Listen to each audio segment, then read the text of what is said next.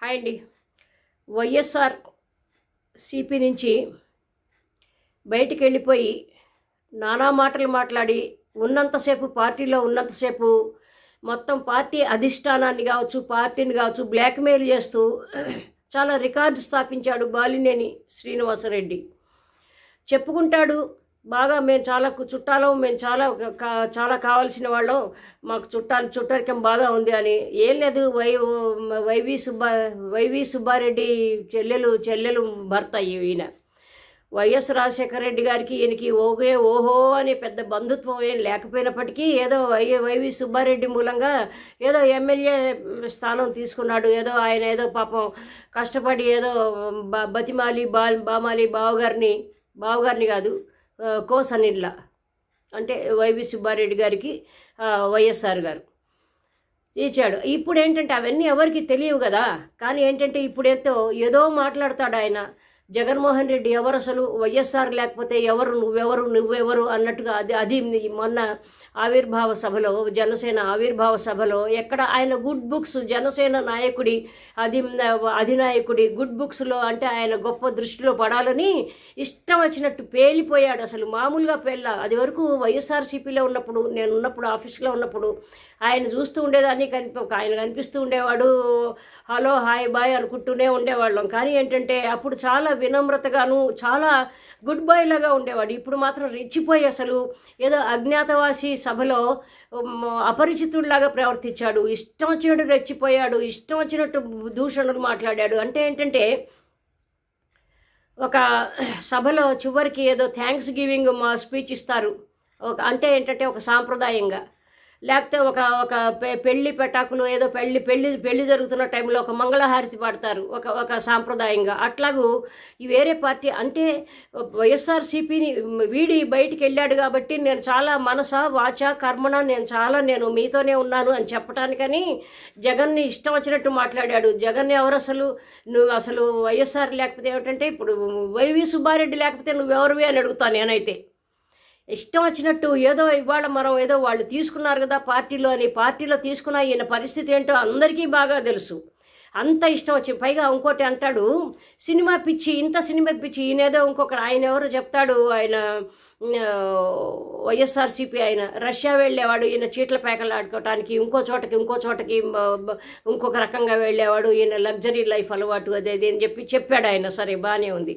అంత సరదాగా ఉన్నవాడు, అంత సరదాలు, అంత సినిమాలు, అంత సరదా లైఫ్ పట్ల నీకు అంత మోజున్నప్పుడు నీకు రాజకీయాలు ఎందుకు వచ్చావు అంటే డబ్బు సంపాదించుకోవటానికే వచ్చాడు అంట నేను.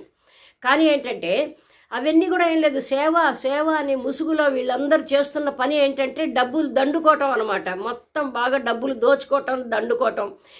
అధిష్టానానికి తెలుస్తుంది, తెలియపోతుంది, అన్నీ కూడా అధిష్టానానికి తెలిసే సూచనలు ఏమీ అవకాశం ఏది ఉండదండి. కానీ ఈ బాలినేని శ్రీనివాస రెడ్డి అనే ఒక దుర్మార్గపు ఆలోచనలు చేసి అతను ఎందుకు దుర్మార్గపు ఆలోచించే వైసీపీని వదిలి బయటకు వచ్చి వైసీపీని తిడుతున్నాడు, అధినాయకుడిని తిట్టాడు అంటే రేపు జనసేనలో అటు ఇటు అయిపోతే జనసేన అధినాయకుడిని తిట్టడు అనే గ్యారంటీ ఏంటంటా నేను. ఇట్లాంటి వాళ్ళు ఊసర వెల్లులు రంగులు నిమిషానికి ఒక రంగు, నిమిషానికి ఒక మాట, గంటకు ఒక మాట మార్చే వాళ్ళందరూ కూడాను ఎంత డేంజరసో మనం ఆలోచించుకోవాలి. కానీ ఏంటంటే సినిమాలో అసలు నేను ఏదో పదవుల కోసం రాలేదు, ఆయన కాల్ షీట్స్ కోసం వచ్చానంటే, కాల్ షీట్స్ కోసం వచ్చానంటే నీకు రాజకీయాలను సినిమాలు కలపటం ఎందుకు? ఇప్పుడు ఆళ్ళ నాని కాదు, గుడివాడ అతను కొడాలి నాని, ఇంకొకతన్నారు వంశీ, వీళ్ళు సినిమాలు తీశాడు, ప్రొడ్యూసర్లుగా వచ్చారు, సైమల్టేనియస్గా రాజకీయాల్లో ఉన్నారు. అట్లా అది వేరు. నీకు ఒక రకమైన హిడెన్ ఎజెండా పెట్టుకుని మనసులో ఒకటి పెట్టుకుని అంటే పార్టీలో దూరి అంటే ఆ పార్టీని వదిలేసి వచ్చానండి మీకోసం అని చెప్పి అసలు ఏదో పెద్ద త్యాగశీలి పోజు పెట్టేసి అట్లా చెప్తున్నాడు. ఎవ్వరు చాలా కాలంగా బయటకు వద్దామని అనుకున్నాడు ఈయన. బయటకు వద్దామని ఈయన రంగులన్నీ కూడాను అందరూ చూస్తున్నారు. మాటమాటికి జగన్మోహన్ రెడ్డికి తెలిసి కూడాను ఏదో మధ్యలో సుబ్బారెడ్డి ఇంటర్వ్యూని వల్ల ఆయన కలగజేసుకోవటం, జోక్యం చేసుకోవటం వల్ల ఏదో సమస్య పోయింది అనుకుంటే, ఇది సమస్య పోయి అంటే ఏంటంటే ఈయన ఈ కోరికలు గొంతెమ్మ కోరికలు అంటే ఏంటంటే ఒక చీఫ్ మినిస్టర్ హోదాలో జగన్మోహన్ రెడ్డి ఉంటే ఇంక డిప్యూటీ చీఫ్ మినిస్టర్ గానో లేకపోతే ఫైనాన్స్ మినిస్టర్ గానో ఒక రెవెన్యూ మినిస్టర్ గానో ఇవ్వాలి అని అనుకున్నాడు కదా. ఏదో మైన్సో ఏదో మినిస్టర్గా చేసినట్టున్నాడు. ఆయన ఏం చేశాడు అనేది అనవసరం. అయితే ఒక మంత్రిత్వ శాఖ ఇచ్చినా కానీ ఆయనకి ఇంకా దాహం తీరలా. ఇంకా ఏదో అంటే బంగారు గుడ్లు పెట్టే బాతులు సామెతలాగా ఇంకా ఆ బంగారు గుడ్లు పెట్టే బాతుని ఇంకా గొంతు నులివేసి పీక చంపేసేసేయాలన్నమాట. అట్లాంటి వాళ్ళు అనమాట. ఈయన సినిమా పిచ్చి ముదిరిపోయి జనసేనలో వెళ్ళిపోయి జనసేనలో ఇష్టం వచ్చినట్టు మాట్లాడుతూ జగన్మోహన్ రెడ్డి ఇంకొకటి కూడా అన్నాడండో. ఆయన నా దగ్గర నేను ఆస్తులు అమ్ముకున్నాను, డబ్బులు కాజేశాడో గుంజేశాడో ఏదో అన్నాడు. చాలా నీచంగా మాట్లాడాడు. ఎంతంటే అసలు ఆయన సౌమ్యుడిగా కనిపించే అంటే నటించాడనమాట. అసలు రంగు బయటపడింది. ఈ బాలినేని శ్రీనివాసరెడ్డి అనే వ్యక్తి అసలు అతను పొలిటీషియనో తెలీదు, బిజినెస్ మ్యానో తెలీదు, లేకపోతే సినిమా వ్యక్తో తెలీదు, లేదు అన్నీ కలగాపులగం చేసేస్తున్నాడు అనమాట.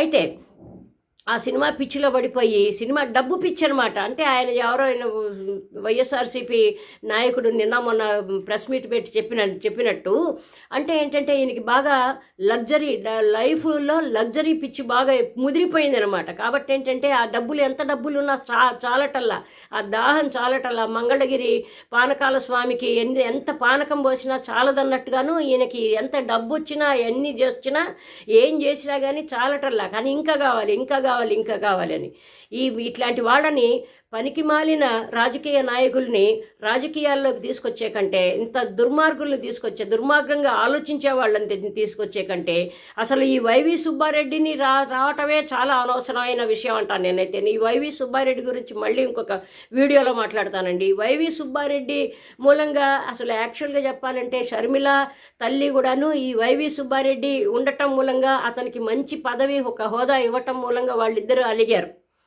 అది కూడా వాళ్ళు అలగటానికి ఒక వైవి సుబ్బారెడ్డి కూడా ఒక భాగమే. కాబట్టి ఆయన సంగతి వదిలిపెట్టేసేద్దాం.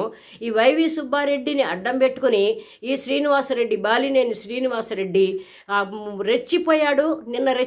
కానీ ఈ రెచ్చిపోయటానికి జనసేన నాయకులే బాగా వాళ్ళకి శాస్తి చేస్తాడు. ఎవరో కాదు చేసేది, మొత్తం నాగబాబు అనే ఆయన బ్రదరు అన్నగారు ఆయన బాగా చేస్తాడు, కరెక్ట్గా చేస్తాడు ఈయనకి.